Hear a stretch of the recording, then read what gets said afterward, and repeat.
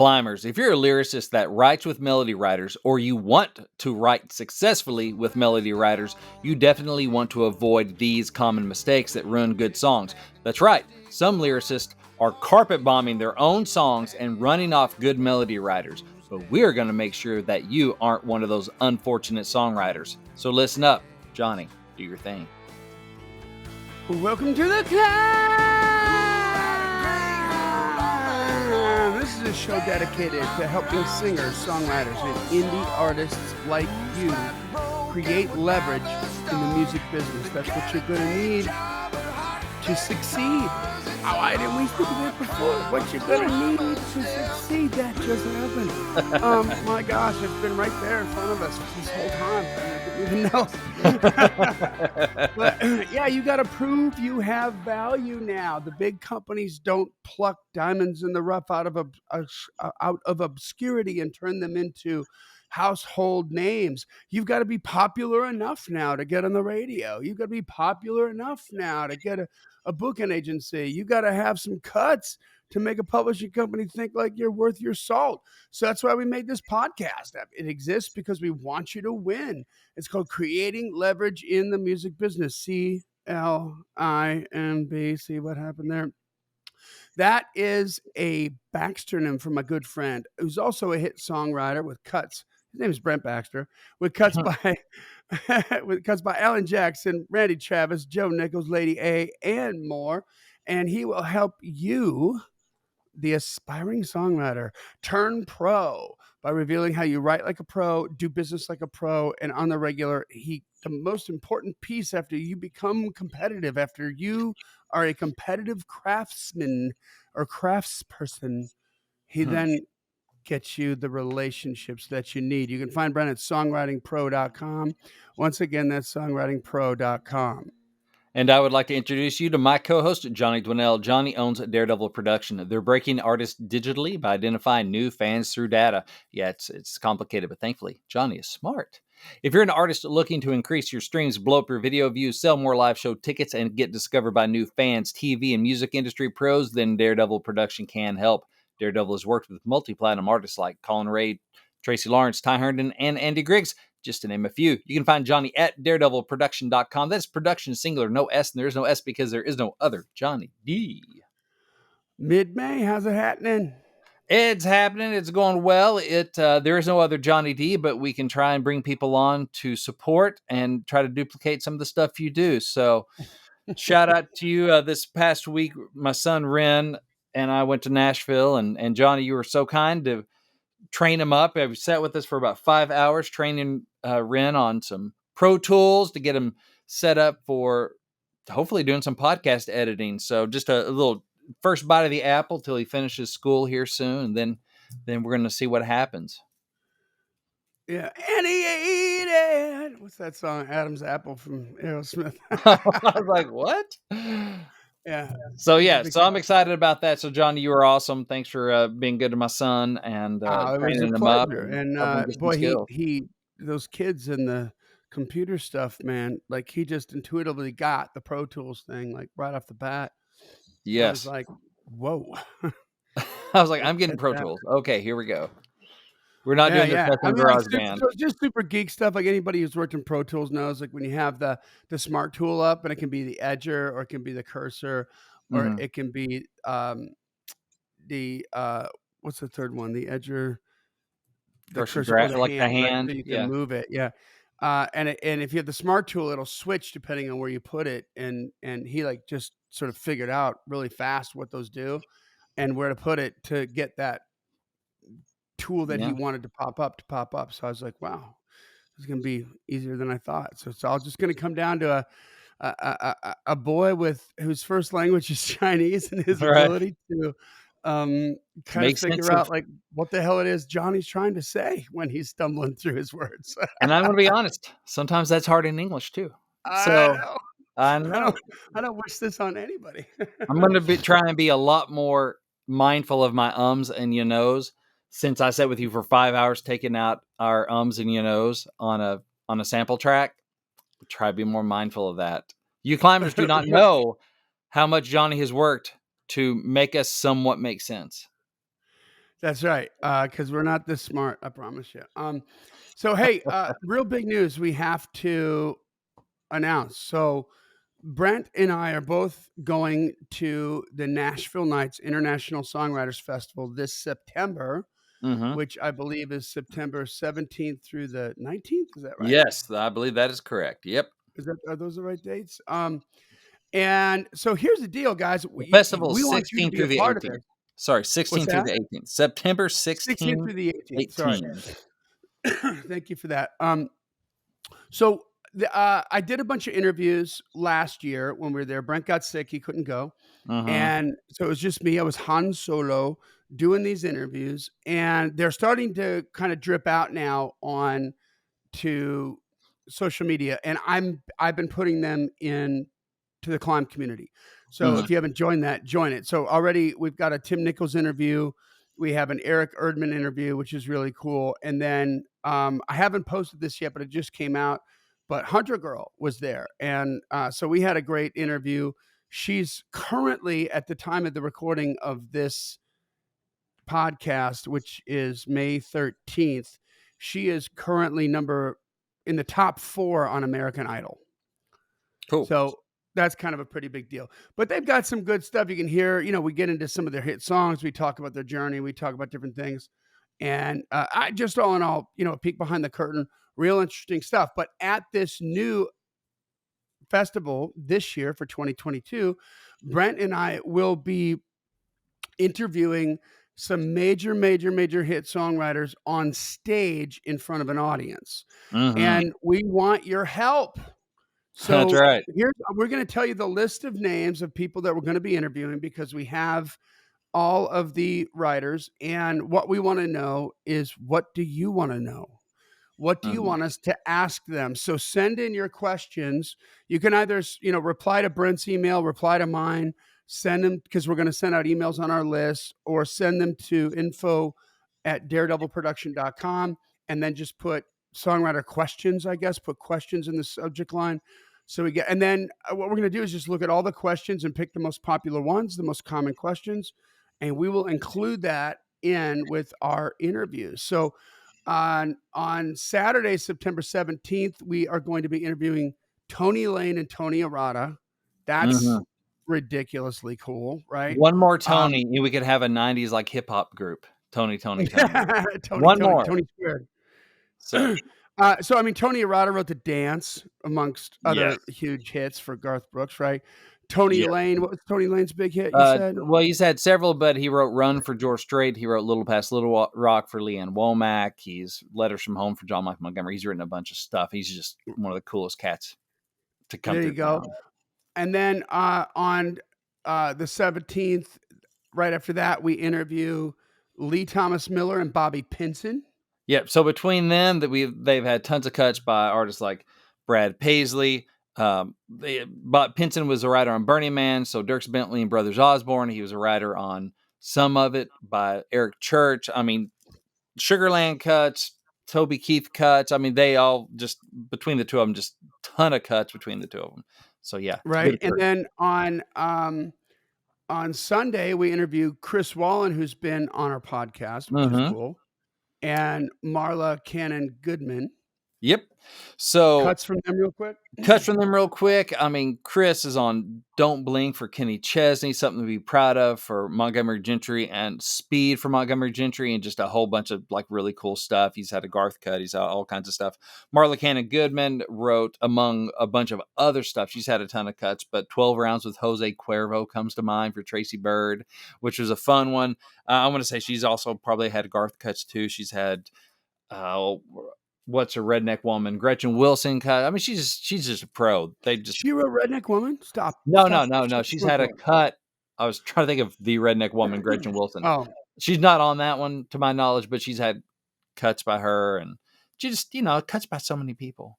Yeah, I believe awesome. she And wrote a then song called "I Don't Feel Like Loving You Today" by Gretchen, which is just killer. I think she's on that one. really, But anyway, okay, she's all had a right. ton of cuts.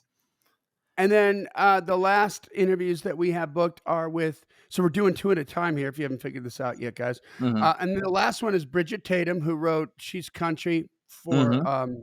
Jason Aldean. And I mean, Bridget's a big deal, and then Emma Zink. Now, Emma Zink. Okay, so curveball here. I will tell you this: that Emma Zink is an up and comer that just recently signed to Bridget's publishing company. Mhm. Emma Zink is by far one of Janelle's and my favorite artists in town. Like Mhm. she's the real deal, man. Like she's a freaking amazing. And so, you know what? She's got a different story to tell uh, because she's just in a different part of her journey, let's say, than these other writers. So, what Mhm. questions do you want to ask these writers? Let Brent know, and we will take the most popular ones and put that to him. So, you know, Mhm. what do you want to know? We'll figure this out. Yes, and Emma is also she's been a Climb guest. She's been on Video Content Challenge, I believe. We had her on That's one of right. the Yes, early she ones. has. So that's a good one. You want to check that out. I already know my most popular question that I want to ask each one of these writers. Will you write with me? But other than that, I don't know what to ask them yet. That's funny. So give us some good questions, so I'm not like Chris Farley in that old SNL skit going, "You remember that time you wrote Little Past Little Rock? That was so cool." That's I don't wanna be that awesome. guy, so give me some good questions to ask. There we go. All right. So join the Climb community so you can see content like this. It's at facebook.com/groups/ the Climb community. You have to ask to be let in, but we let everybody in. And what we want to know is why aren't you there now? Get there, get there. We want to love on you, man. We want to boost you up and give you a chance to talk about your wins, talk about your gigs, and get you connected with other writers, with other artists who are doing different promotion stuff and getting some information, some insight, some stuff that's worked, some stuff that hasn't worked, maybe some 2020 hindsight. It's all there in the Climb community. Do we have Mhm. some wins? Oh, we sure do. So every Wednesday, we post the new heights in there in the Climb community, and it's your chance. It's where we encourage you to share your music related wins for the week, and then we get to celebrate with you. So it's a whole lot of fun. I'm going to share just a few of these from a recent one. Kathy Wallace, hey Kathy, says signed a single song contract with Daywind on a song I had the privilege to write with an incredible artist and songwriter. So Daywind is like one of the major players in Southern gospel music. Yep. So Kathy is a songwriter, and it's just great to see her signing that contract. I've seen it over socials and stuff because, of course, I keep up with her. She's a Congratulations. climber and a song pro, and so just super pumped for her. That's fun, and yeah, that's a great place to be. We have another one here. Dennis DeVilbus says, "I know this group is primarily about writing. Well, it's about writers and singers and indie artists. But I had Yeah. a first on Mother's Day. I was performing with only an acoustic guitar and my tablet on a mic stand in downtown St. Helena. He's out on the West Coast. He goes, I asked a couple if they had any requests, and the woman requested Bob Dylan. I asked which one. She chose To Make You Feel My Love. I pulled my mic stand out on the sidewalk and played to her on the bench beside her husband. When I finished, she was dabbing her eyes. I asked, Are you crying? Yes, she said. And I was amazed that I got to be a part of that emotional moment. So that is cool, man. That is That is called being cool, an Dennis. artist. That Yes. is called being an artist. There's very few people who have the ability to, tell a story like that, who can tell Connect. a real story like that, Hmm. and make somebody feel something. That is awesome. Congratulations. Yes. Absolutely. I mean, Where's St. Helena? it's somewhere on the West Coast. I believe he's out in California or somewhere on the West Coast, so I'm not sure Okay. where that is. But I've talked to Dennis before, so I know he's out that direction. I mean, I have also been known to make people cry when I sing, but for completely different For different reasons. reasons. They're like, "Make it stop." Exactly. I'm chasing them singing, and they can't get me to stop. But yes, so congratulations on the wins, y'all. Keep on climbing. There you go. All right, so make sure that you follow the podcast wherever you kind of consume it or subscribe to it if they still let you do that. Leave a rating review. Most importantly, tell a friend about it. If you're getting value out of this, let somebody else know there's gold in them, our hills, and That's right. point them our way. We're trying to help everybody. So we can help your friends too. Is songwriters, indie artists, indie musicians, whatever. There's lots of good stuff in here. Hmm. All right, so let's get started. Yes. So this is based off an email, a question that I got from climber and song pro Brad Hacker.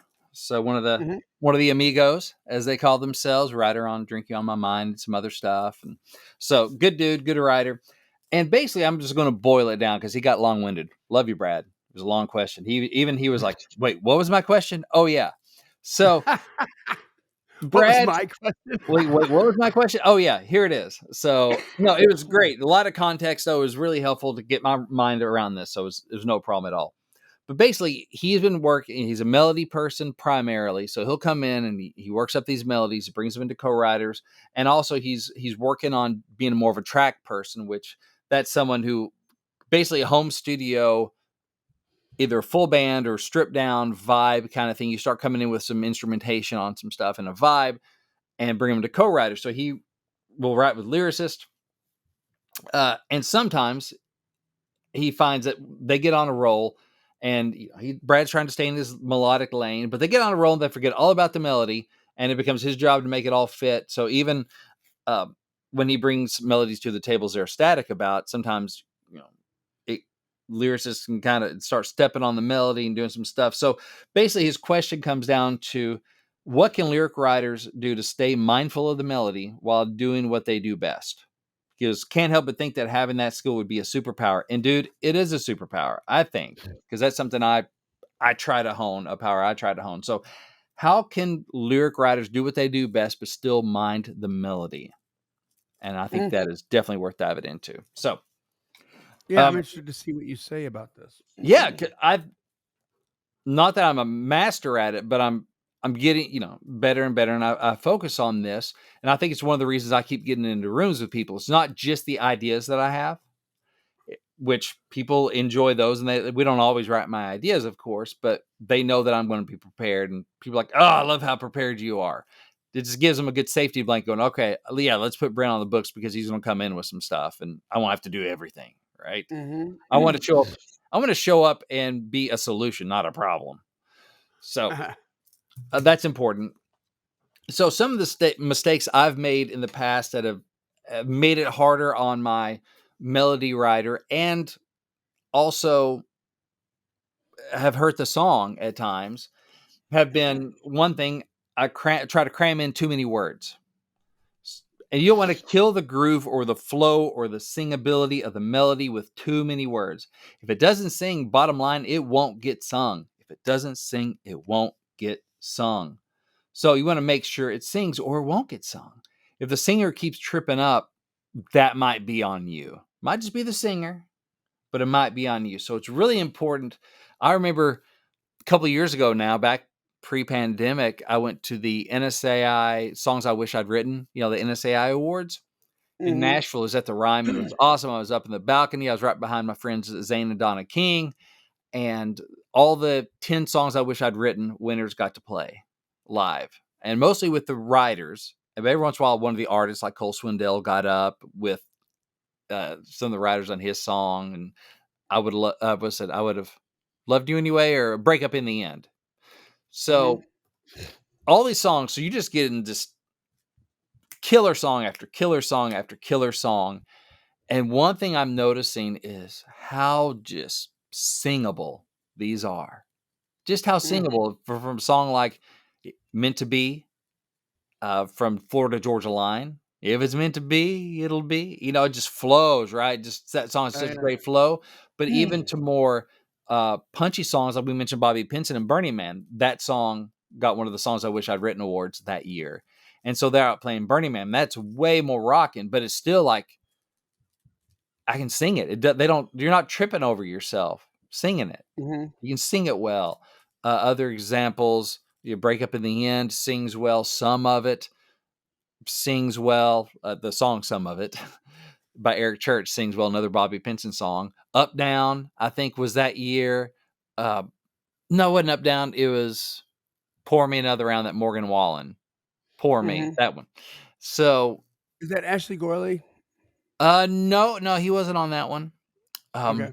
But anyway, it was just all those songs are so singable. If you go to concerts, if you pay attention to songs and songs on the radio, the lyric fits in there naturally. Some are much more rappy, some are more slow and flow, but they all sing really well. And sometimes what we do as lyricists is we try to cram too much in there because I want to say this thing, and I don't know how to say it in a few words. So I'm packing in all this stuff, and it just doesn't sing as well. It just doesn't flow. And what I've really been trying to pay attention to, just increasingly so in co-writes, is does that sing well? Is there too many words? Is there what gives the singer room to breathe? I was talking to someone the other day about um, Ronnie Dunn, Brooks and Dunn lead singer, legendary singer. And for him, he doesn't like a lot of words in his songs. And that's just that particular artist's preference. Other people definitely like things more rappy, but Ronnie doesn't like a lot of words. He likes to be able to chew on those words and really sing them because he's such a Because great that's how he singer. does his thing. That's how he does his thing. And so Yeah, you're pitching to Ronnie, don't overpack it in. But that's specific to him. Other people can take a lot more words in there and like doing that. Obviously, Dirt Road Anthem is one with Jason Aldean, with just it's totally rappy in the verses. yeah, But you just want to make sure that it sings well. So listen to your co-writer as they're singing the words and trying to make them fit. You want to really pay attention to that and serve that singability, because ultimately what we hope is these songs are going to be played live in front of us, in front of a crowd, in front of an audience, and people are going to be singing along. And I want it to be singable. I want the singer to enjoy singing it, so they're not sick of it or have too much of a hard time in the studio. Again, it's not yeah. just Because about don't put many words in there, it's do what's appropriate for that particular song. it's more hooky that way too. I mean, you know what's weird? It's like I'm thinking of something right now, which is strange, and That you're thinking of um, something? yeah. So in the rock world, Yeah. the first Skid Row record, Okay. those are great songs, man. Like I just Mhm. love that record. I still love that record. It's just cool. Sebastian Bach, the vocalist, just Amazing. stylized the fire out of all those songs, and it's just Mhm. so cool. And I mean, I keep getting conflicting opinions on this, but depending on who you talk to, if you listen to the music, okay, it Mhm. seems to me to be very, very, very clear that whoever wrote the second record didn't write the first record, right? Okay. Um, Even though the same songwriters are Listed? accredited, because Yeah. their lead off single from the second record was called Monkey Business. And Okay. don't get me wrong, it's a cool song, right? But it's just what you're talking about. It's like they're shoving 10 pounds of shit in the 5-pound bags, man, and each Mhm. verse and you're just like, "Whoa." And they're what happened to the melodies, man? Like these Mhm. cool hooky melodies. "You're better off dead than I'm making a mess of me," you know? Mhm. And it's just I just remember hearing that. It was just so jumbled, right? It was Mhm. just so it was almost like too much, man, and Mhm. they had these beautiful lyrics with these melodies that would soar because 'cause you've got this singer that can make it happen Right. and do that. Do you think that, like, lyricists, because you're a lyricist that doesn't sing, Mhm. and maybe I'm getting heady on this, but is there a like, how do you learn what sings and what doesn't sing if you don't sing? If you're not thinking Mhm. about it through a lens of a melody, Right. because you have that in your head Mhm. as a What singer. a lot of what I'm talking about is in the room. You're in the room with your co-writer and you're working on a melody and you're working on the Right. song. So listen. Listen is that and there's going to be,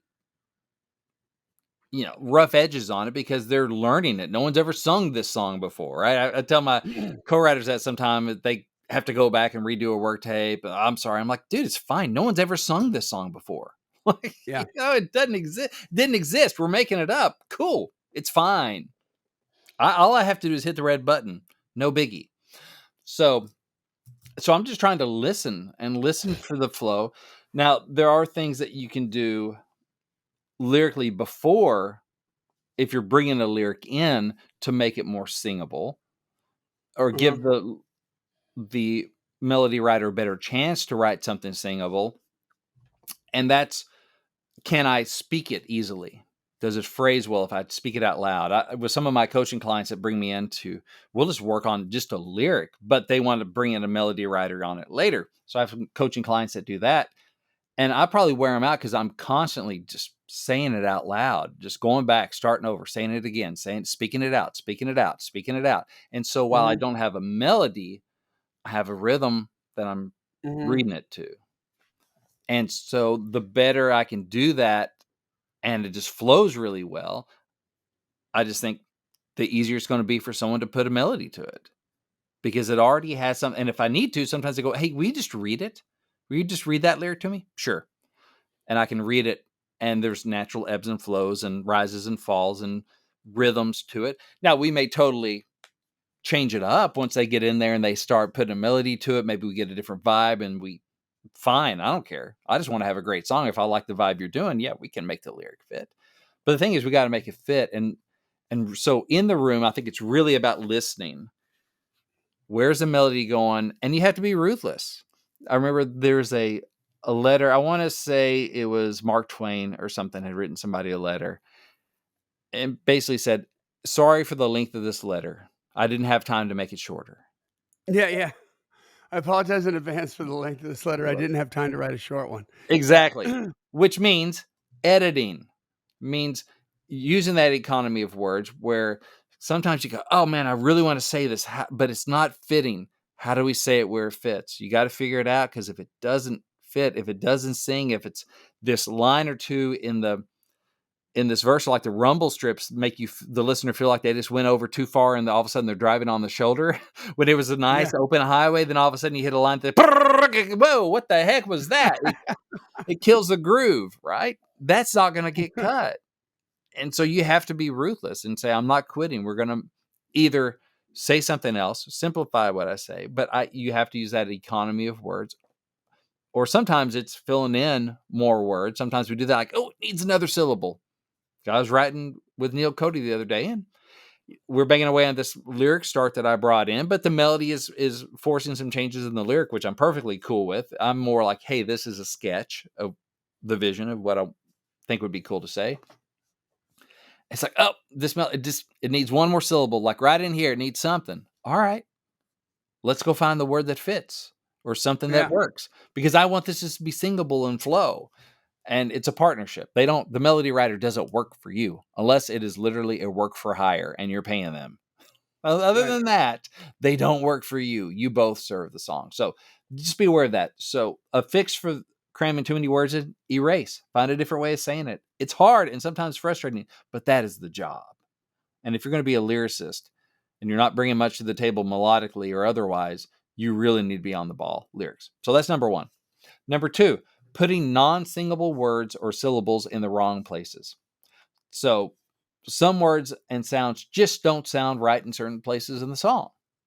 There are certain Mhm. notes, like an E sound at the end is thinner and is harder to do maybe a big note on an E. Just it's a little thinner than an O is more of a full sound. And Johnny, as a singer, you're way more aware of that.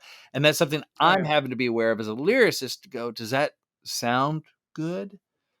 I'm not going to hold out, oh, it's this big, I think it's going to be a big note. And the last word in this line is biscuit.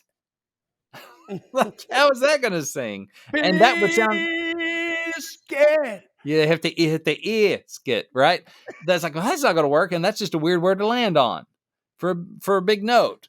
And so you want to, again, it's listening, but the more you listen, the more you're going to get an intuitive sense beforehand. If you're prepping a lyric to bring in, what's going to sound good at the end of a line or just singable words. Sometimes like, oh, that word's just singing funny. It's crunching in my mouth weird. Okay. And so a Yeah. lot of it as a lyricist is not being stubborn, helping helping the melody writer have a good experience and have something they enjoy singing. Because if they don't even enjoy singing it and it's difficult, oh man, what are the odds it's even going to get further than a work tape? They're not going to be excited about demoing it probably because they're not going to be in love with it. You just want that thing. They just want to, I just want to keep on singing it. It's in my head. And those things, Mm. either unsingable words. I remember I was watching Johnny Cash and Willie Nelson on VH1 Storytellers back in the day.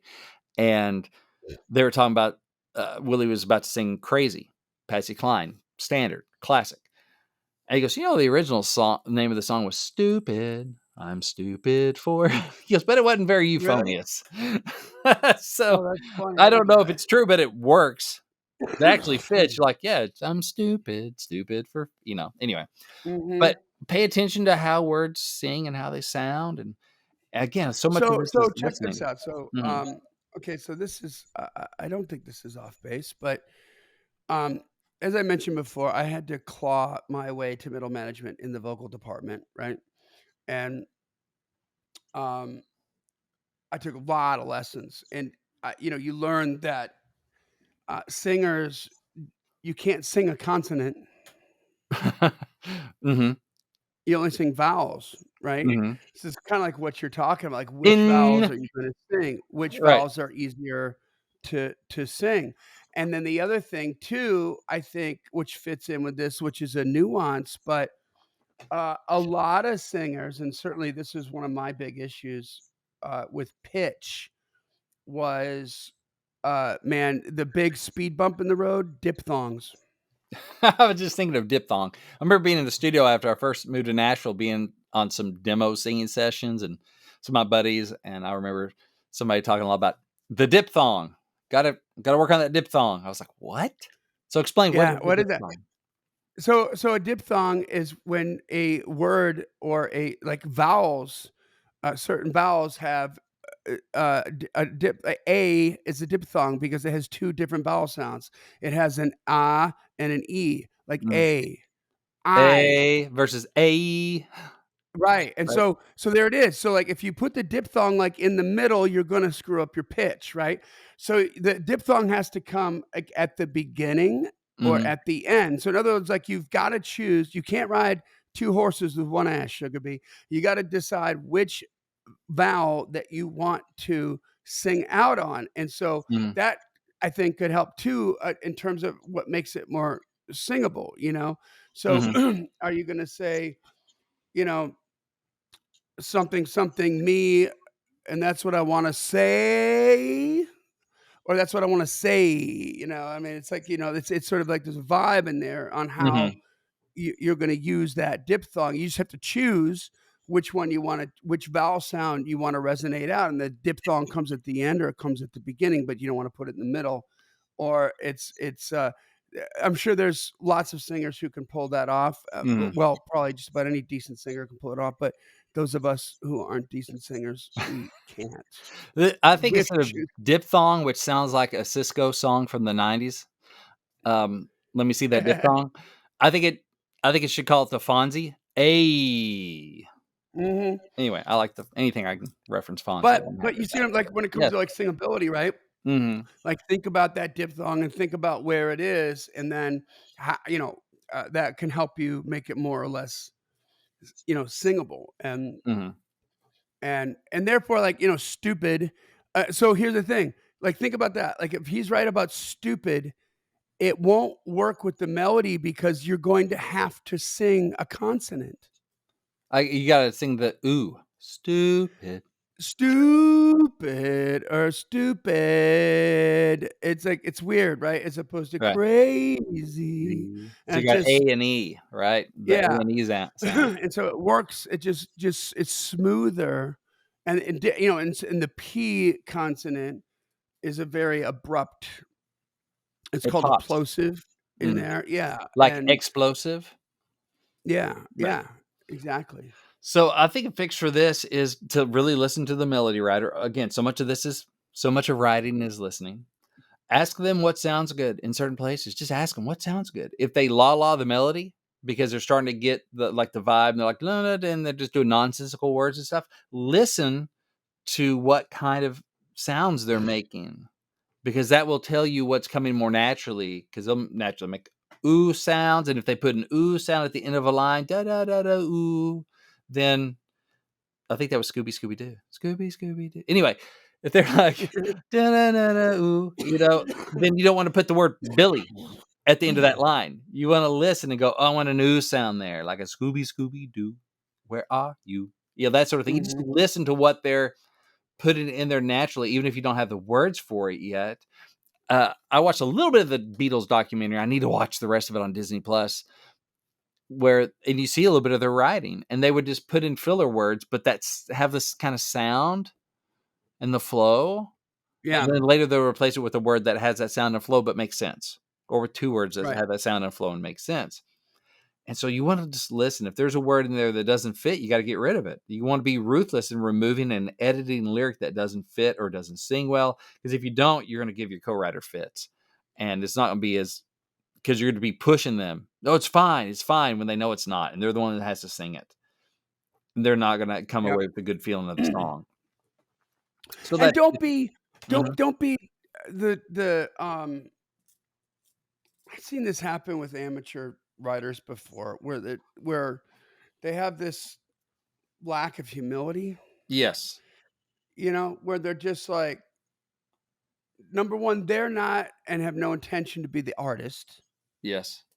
right? So therefore their song has to be sung by somebody else. And they're Mhm. like, well, you're gonna sing it this way or you're not Right. gonna sing it at all, kind of a thing. And it's like, you know, hey, douchebag, like, you wanna sing it your way, you sing it your way, Go get a record you know? deal Yeah, yeah. and go sing it. Or do it yourself, whatever you wanna do, God bless you, but, when you're singing for somebody else, like, it's we've said it a million times in this podcast, but you gotta cater to them, and, Mhm. there's so many times I've seen where if we're gonna do a demo, an amateur song demo, and I would keep asking them like, "Okay, so you're not singing this, right? Like, is this gonna be an artist thing?" "No."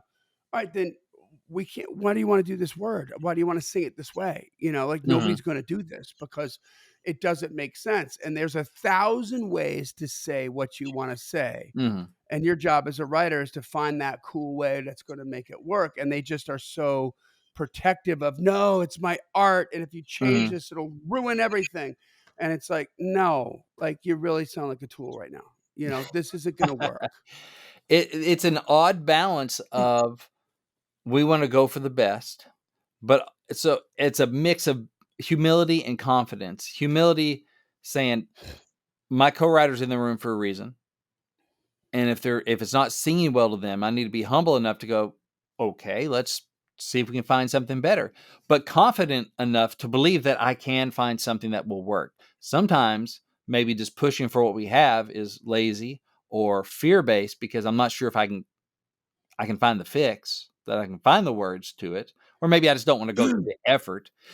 So it's a weird thing of confidence that you can find the thing, "Oh, yeah, we're gonna find it. We're gonna fix this. We can do this." Confidence versus humility of saying, "Okay, if you think it needs to be fixed, if this is not working for you, yes, even though it may be what I brought in or a word choice that I like, let's seek it out. Let's work together and find something that makes you happy too." And hopefully, what you're going for is something that makes you both happy. So you kind of have to hold your lyric with a little bit of an open hand.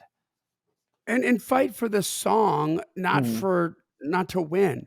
You don't Right. wanna win, you want the song to win. Who Right. cares who threw the touchdown? You know what Yeah. I mean? So it's like, man, Everybody I gets a would I mean, ring. Everybody gets a yeah. ring, right? On the team. Just get the ring. Everybody gets a ring on the team, get the touchdown. And the yeah, I mean, I always found that really strange. Like, you know, uh, what I'm telling you here isn't crazy. I'm not trying to artistically steer you one way or the other, or tell you to say something different. But as your demo producer, I'm telling you, this is a bad word. Like, it just doesn't work.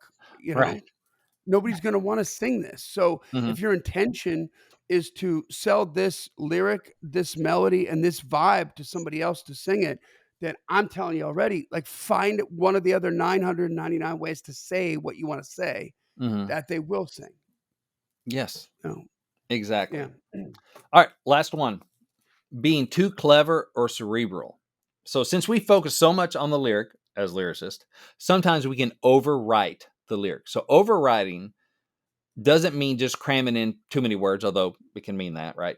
But what I mean is cramming in too many thoughts or being uh, so focused on using wordplay that you forget to be honest or you forget to be emotional or you're so focused on being different that you write some idea that nobody really cares about. But it's different. I've Mm. never heard that before. Maybe there's a reason you've never heard that before. or it's too intellectual. No artist is going to sell out Madison Square Garden because fans can't get enough of that, well, that's interesting thought they get when they listen to your music. They want to feel something. That's right. So I know I've definitely done this with songs. That's interesting. Ooh, I've never heard this. Or it's almost like a technical thing, technical achievement. You know, Yeah, yeah. some They movie don't give maker. away technical achievement awards in songwriting Exactly. at the Grammys. They don't. They don't. Like, wow, that little phraseology or that lyrical, that rhyme scheme. Wow, that's amazing that we've never seen You that found used 50, before. different cliches to talk about a pencil. Congratulations. Or Congratulations. to talk about a whiskey bottle. Awesome. Good for you, but nobody cares because you didn't say anything. Yes. It's like a vocabulary dump. You didn't move somebody, and that's the point. Ultimately, the point of the song is to move somebody, to touch their emotions, to make them feel something. And sometimes lyricists, we can get way up in our head. Now, there are two ways to fail at this. Okay. One is to get too intellectual and you're writing about something that's interesting, but it ultimately nobody who cares. It's not, Yeah. it doesn't resonate emotionally with somebody. So that's a thing. Or to go the other way where you feel it so much that you forget to make your words convey that feeling because you're feeling it so Mhm. much it doesn't land on the page. I can't get through the song without crying. Yeah, but I can listen to it. I can barely get through the song because I'm so bored. You're feeling it because you know what's in your head, but you're not putting it on the page, so it can't Yeah. be sung. So they're kind of I two had ways one to make guy it there. I had one, like, amateur writer come in, and what we're doing a demo, and he was just trying to be, like, so clever. It was all about all these different whiskeys, and so Mhm, he was his goal was to mention, like, every whiskey known to man, mhm. and put that in there, right? And he had and I'm whiskey drinker here, love whiskey, right? There That's was, right. like, 2 brands in there, I didn't even know what the hell they were. I'm like, "What's this?" He's like, "That's a brand of whiskey." I'm like, what are we doing? Like, I don't if I drink whiskey and I don't know what that is, then how this is wasted space, right? Mhm, And your whole focus is about trying to impart your knowledge of brands of whiskey, and you're not there is no emotion. You're not saying anything. You're mhm. just trying to find clever words to put before the next whiskey brand, Yes, right? and And so there's nothing to say. There's no emotion. yes. So I think of 2 songs, one which was a big hit and one that I wrote. And so the Johnny Cash's "I've Been Everywhere," which I can't remember who Mhm. wrote that, maybe Shel Silverstein or somebody, I can't remember, but, "I've been everywhere, man, I," and then the verse just listing all Yeah. these places. Now, that was a hit, and can you say that that was really emotional? No, it wasn't, but it was fun. So that is Mhm. emotional. It's just fun and trying to sing along at all these places, and you just can't keep up because he's just plowing over you with all these places. Like, that's just cool. It feels good, right? The energy of the song is great. It's just, and it's a feel good thing. So it is emotional. They present it in an emotional way, even though you're basically listing all these towns that he's been to. I've been everywhere, and Yeah, it well, and works. there's It so still there's a makes you vanity feel factor to something. that too, because you might mention my town or I know that Yes. town. Hmm. You know what I mean? And there's so it covers everywhere from coast to coast to all the faded map dots. On that note, I think of We Didn't Start the Fire with Billy Joel. Hmm. Yes. And it's the same thing, like super listicle, but it's all about the chaos of Hmm. that song. He actually is these are all people and moments and things that have happened that and then a lot of times there's a comment on it, Hmm. on this specific moment in time in what happened, and it is a message that sort of calls for the cleverness, but Hmm. And you I know, think that one hits, like, the nostalgia button on different things. yeah, Buddy yep, Holly, Ben-Hur, Space Monkey Mafia. For one thing, it's challenged, but it all fits in there well. As we were talking about yeah, before, and he's still telling a story. he made it all flow, he's following the flow of history, and so it's this. So, you know what? I'll give Mhm, another one. Like, we work with Craig Gertis, who had mhm, this song, that came in that was initially it was called, Haggard Fan, right? So mhm, it's an homage from Merle Haggard, and, um, it was like the hook was really, really strong, man. That was like a winner. Like, "You're damn right, I'm a Haggard fan." Mhm. And then we put him with, Jeff Tweel, who wrote a couple Merle Haggard number ones, Hmm. and they worked it out. Now here's a situation where they were using so it's about a blind date, right? But they were Mhm. using Merle Haggard song titles to tell the story. So it was like Mhm. this clever twist, right? Where Mhm. these are number so it's like, "You're damn right, I'm a Haggard fan. Ain't nothing wrong." uh what's the was it not Ramblin' Man, but Oh, man, he has so many. uh I'm not an expert on Merle Haggard. "You're damn right, I'm a Haggard fan. Ain't nothing wrong" with the branded man, Okay. right? Mhm. So they're kind of like attributing it points back to the title, right? Mhm. I'm a Haggard fan. There's nothing wrong with a branded man. When I get through the swinging doors, uh, you know, um,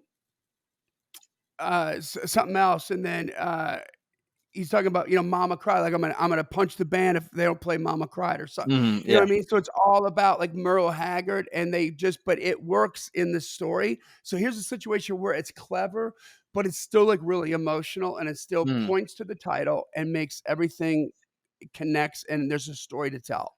Yes, and Haggard fans can every time he says your favorite Haggard song, you're like, "Woo!" Right? It makes you Yeah, feel something. And yeah. so, there's a song that I wrote that never got out of major pop music, rightfully so, I can see now. At the time, I was a little frustrated. So I wrote this song with a friend of mine, and I was in full, like, I wouldn't say dad joke mode that day. It's called "Where Did I Go Right?" And, like, every line in that song had some sort of inverted cliche or some sort of play on words kind of thing. It was a positive love song. Where did I go right? Instead of where did I go wrong would be the normal phrase. But you're finally in love and things are good. It's like I went out on a limb, but it didn't break this time. That sort of thing. And like Uh-huh. a I can't remember headlines like a clock with a nervous tick. I was da da da da da. It just all this punnery in this song.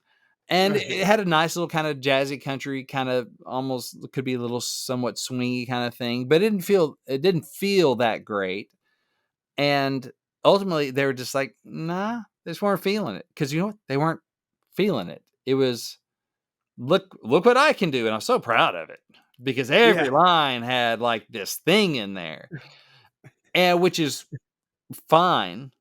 But there's a reason we never demoed it, the reason that I wouldn't go back and demo it now. It just they yeah, didn't punch enough emotion, but it's super clever, but who cares, yeah, right? They yeah. have to care. So that's the thing. We can get up so much in our heads, clever wordplay, different things that we forget that our job is to make somebody feel something.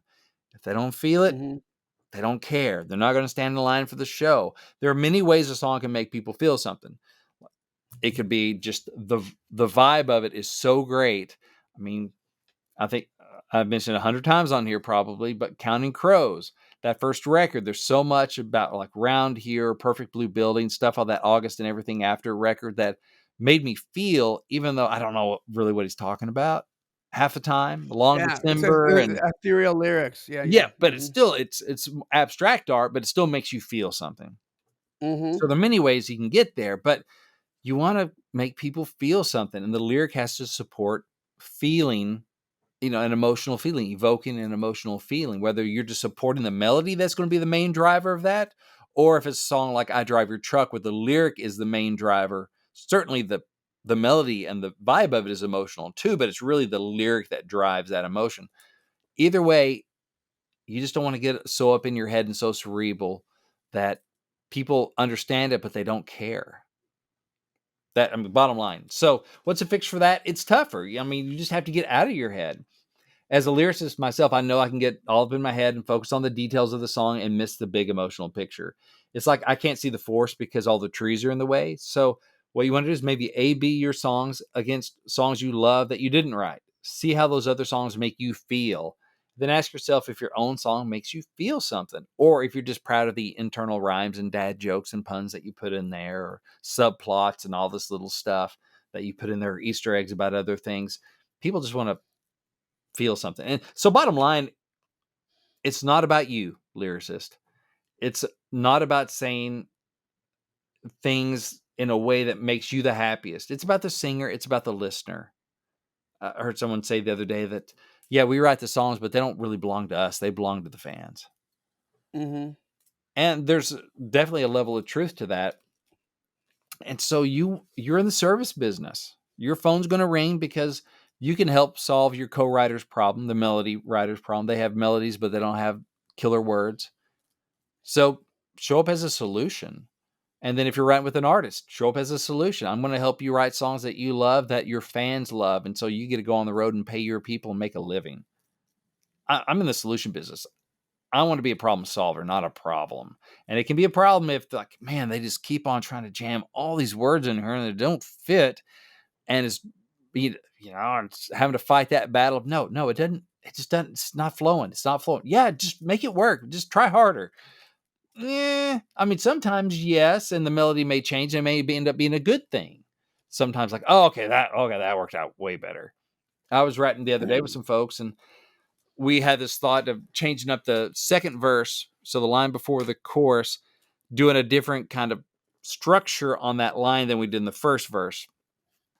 And my co-writer's a good writer, trying to sing it, and it was just too long to fit in there. I was, well, you know what? Since we've already broken the scheme, the first verse went first verse, pre-chorus, chorus, I think. And this was second verse straight into the chorus. I was like, well, since we're already kind of breaking structure, why don't you just drag that last line out more and make it more of a moment? She's like, oh. And she broke it up, changed the melody up on that last line, did more of a climb thing, no pun intended, to make it more of a moment where you hit that and kind of freed ourselves up from the structure we had. It's like, oh, that's so much better. And it sings. Thank you. I'm like, yeah, no problem. So I couldn't sing it, but I had a feeling like, but I bet through the flow of the lyric, if you just change it up here. And so working with them, and if it just didn't work, we're going to change the line and make something that fit and sang well and still said something worth saying. So that's the thing. It's a partnership. The melody writer doesn't work for you. So you want to have the humility to be open and hold your words with an open hand to say, if we need to change some things, we can for the sake of the song. The song is the boss, not me. I'm here to serve the song. The song is the star here. Let's serve the song. And also the confidence to say, if we need to replace this thing that I love, we can come up with something else that's going to fit and going to sing well, and we're all going to be much happier with. Like, I don't know what it is yet because no one's written it, but I trust that we can do that. So you need both the humility and the confidence to do that. So Brad Hacker, thank you so much for sending in this question. I think it was a really good one, and it was fun to kind of dig into it. So if any of y'all have questions as well that you would like for us to address on the C.L.I.M.B show, man, send them. You can send them to me at brent@songwritingpro.com. If you have a question that's more of a songwriter Brent question, if you have one for Johnny, I'm sure you can send them his way as well.